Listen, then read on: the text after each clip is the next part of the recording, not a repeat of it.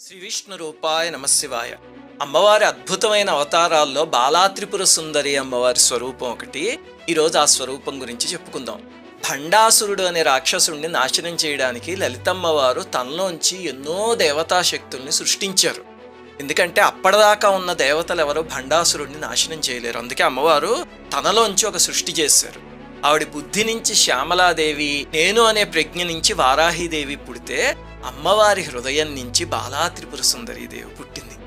భండాసురుడితో యుద్ధం చేస్తున్నప్పుడు రెండో రోజు భండాసురుడు ఏం చేశాడంటే 30 మంది కుమారుల్ని పిలిచి, ఈ విశ్వంలో మిమ్మల్ని సరితూగే వీరులు లేరు, మీరెళ్ళి ఆ క్షుద్రశక్తులైన శ్యామలాదేవిని, వారాహీదేవిని, లలితాదేవిని ఈడ్చుకురండి అని చెప్పి పంపించాడు దుర్మార్గుడు. వాళ్ళేం చేశారు, 200 అక్షౌహిణుల సైన్యంతో యుద్ధానికి వచ్చారు. భండపుత్రులు వచ్చారు కదా అని లలితమ్మవారు యుద్ధానికి వెళ్ళబోతుంటే బాలాత్రిపుర సుందరిదేవి